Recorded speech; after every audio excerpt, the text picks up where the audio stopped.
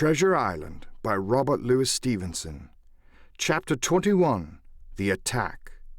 As soon as Silver disappeared, the captain, who had been closely watching him, turned towards the interior of the house and found not a man of us at his post but Gray. It was the first time we had ever seen him angry. "Quarters!" he roared, and then as we all slunk back to our places, "Gray," he said, "I'll put your name in the log. You've stood by your duty like a seaman. Mr. Trelawney, I'm surprised at you, sir. Doctor, I thought you had worn the king's coat. If that was how you served at Fontenoy, sir, you'd have been better in your berth." The doctor's watch were all back at their loopholes. The rest were busy loading the spare muskets, and every one with a red face, you may be certain, and a flea in his ear, as the saying is. The captain looked on for a while in silence. Then he spoke. "My lads," said he, "I've given Silver a broadside. I pitched it in red-hot on purpose, and before the hour's out, as he said, we shall be boarded. We're outnumbered, I needn't tell you that, but we fight in shelter, and a minute ago I should have said we fought with discipline. I have no manner of doubt that we can drub them if you choose." Then he went the rounds, and saw, as he said, that all was clear. On the two short sides of the house, east and west, there were only two loopholes. On the south side, where the porch was, two again, and on the north side, 5. There was a round score of muskets for the 7 of us. The firewood had been built into 4 piles, tables, you might say, one about the middle of each side, and on each of these tables some ammunition and 4 loaded muskets were laid ready to the hand of the defenders. In the middle, the cutlasses lay ranged. "Toss out the fire," said the captain. "The chill is past, and we mustn't have smoke in our eyes."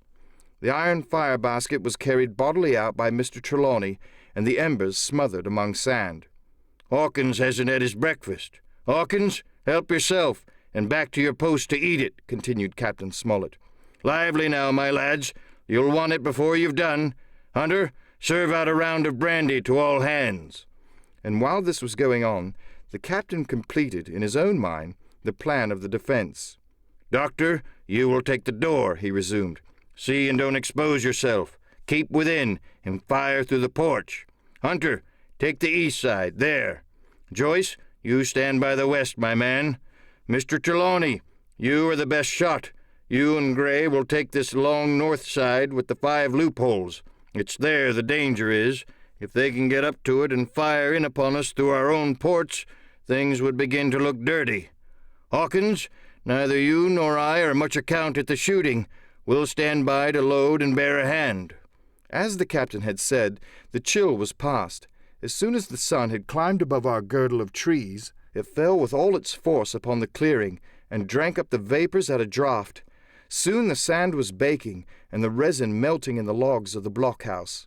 Jackets and coats were flung aside, shirts thrown open at the neck and rolled up to the shoulders, and we stood there, each at his post, in a fever of heat and anxiety.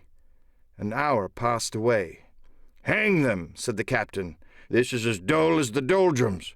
Gray, whistle for a wind." And just at that moment came the first news of the attack. "If you please, sir," said Joyce, "if I see anyone, am I to fire?" "I told you so," cried the captain. "Thank you, sir," returned Joyce, with the same quiet civility. Nothing followed for a time, but the remark had set us all on the alert, straining ears and eyes, the musketeers with their pieces balanced in their hands, the captain out in the middle of the blockhouse, with his mouth very tight and a frown on his face. So some seconds passed, till suddenly Joyce whipped up his musket and fired. The report had scarcely died away ere it was repeated and repeated from without in a scattering volley, shot behind shot, like a string of geese, from every side of the enclosure. Several bullets struck the log house, but not one entered, and as the smoke cleared away and vanished, the stockade and the woods around it looked as quiet and empty as before. Not a bough waved, not the gleam of a musket barrel betrayed the presence of our foes. "Did you hit your man?" asked the captain. "No, sir," replied Joyce. "I believe not, sir." "Next best thing to tell the truth," muttered Captain Smollett. "Load his gun, Hawkins. How many should you say there were on your side, Doctor?" "I know precisely," said Dr. Livesey. 3 shots were fired on this side. I saw the 3 flashes, 2 close together, 1 farther to the west." "3," repeated the captain. "And how many on yours, Mr. Trelawney?" But this was not so easily answered. There had come many from the north, 7 by the squire's computation, 8 or 9 according to Gray. From the east and west only a single shot had been fired. It was plain, therefore, that the attack would be developed from the north, and that on the other 3 sides we were only to be annoyed by a show of hostilities.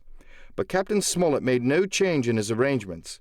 If the mutineers succeeded in crossing the stockade, he argued, they would take possession of an unprotected loophole and shoot us down like rats in our own stronghold. Nor had we much time left to us for thought. Suddenly, with a loud huzzah, a little cloud of pirates leaped from the woods on the north side and ran straight on the stockade. At the same moment, the fire was once more opened from the woods, and a rifle ball sang through the doorway and knocked the doctor's musket into bits. The boarders swarmed over the fence like monkeys. Squire and Gray fired again and yet again. 3 men fell, 1 forwards into the enclosure, 2 back on the outside. But of these, 1 was evidently more frightened than hurt, for he was on his feet again in a crack, and instantly disappeared among the trees. 2 had bit the dust, 1 had fled, 4 had made good their footing inside our defences, while from the shelter of the woods 7 or 8 men, each evidently supplied with several muskets, kept up a hot though useless fire on the log-house. The 4 who had boarded made straight before them for the building, shouting as they ran, and the men among the trees shouted back to encourage them. Several shots were fired, but such was the hurry of the marksmen, not one appears to have taken effect. In a moment, the 4 pirates had swarmed up the mound and were upon us. The head of Job Anderson, the boatswain, appeared at the middle loophole. "At 'em, all hands! All hands!" he roared in a voice of thunder. At the same moment, another pirate grasped Hunter's musket by the muzzle, wrenched it from his hands, plucked it through the loophole, and with one stunning blow laid the poor fellow senseless on the floor. Meanwhile, a third, running unharmed all around the house, appeared suddenly in the doorway and fell with his cutlass on the doctor. Our position was utterly reversed. A moment since, we were firing under cover at an exposed enemy. Now it was we who lay uncovered and could not return a blow. The log-house was full of smoke, to which we owed our comparative safety. Cries and confusion, the flashes and reports of pistol shots, and one loud groan rang in my ears. "Out, lads, out, and fight 'em in the open! Cutlasses!" cried the captain. I snatched a cutlass from the pile, and someone, at the same time snatching another, gave me a cut across the knuckles which I hardly felt. I dashed out of the door into the clear sunlight. Someone was close behind, I knew not whom. Right in front, the doctor was pursuing his assailant down the hill, and just as my eyes fell upon him, beat down his guard and sent him sprawling on his back with a great slash across his face. "Round the house, lads! Round the house!" cried the captain, and even in the hurly-burly I perceived a change in his voice. Mechanically I obeyed, turned eastwards, and with my cutlass raised, ran around the corner of the house. Next moment I was face to face with Anderson. He roared aloud, and his hanger went up above his head, flashing in the sunlight. I had not time to be afraid, but as the blow still hung impending, leaped in a trice upon one side, and missing my foot in the soft sand, rolled headlong down the slope. When I had first sallied from the door, the other mutineers had been already swarming up the palisade to make an end of us. One man, in a red nightcap, with his cutlass in his mouth, had even got upon the top and thrown a leg across. Well, so short had been the interval that when I found my feet again, all was in the same posture. The fellow with the red nightcap still halfway over, another still just showing his head above the top of the stockade. And yet, in this breath of time, the fight was over, and the victory was ours. Gray, following close behind me, had cut down the big boatswain ere he had time to recover from his last blow. Another had been shot at a loophole in the very act of firing into the house, and now lay in agony, the pistol still smoking in his hand. A third, as I had seen, the doctor had disposed of at a blow. Of the 4 who had scaled the palisade, 1 only remained unaccounted for, and he, having left his cutlass on the field, was now clambering out again with the fear of death upon him. "Fire! Fire from the house!" cried the doctor. "And you, lads, back into cover!" But his words were unheeded. No shot was fired, and the last boarder made good his escape and disappeared with the rest into the wood. In 3 seconds nothing remained of the attacking party but the 5 who had fallen, 4 on the inside and 1 on the outside of the palisade. The doctor and Gray and I ran full speed for shelter. The survivors would soon be back where they had left their muskets, and at any moment the fire might recommence. The house was by this time somewhat cleared of smoke, and we saw at a glance the price we had paid for victory. Hunter lay beside his loophole, stunned. Joyce by his, shot through the head, never to move again, while right in the center the squire was supporting the captain, one as pale as the other. "The captain's wounded," said Mr. Trelawney. "Have they run?" asked Mr. Smollett. "All that could, you may be bound," returned the doctor, "but there's 5 of them will never run again."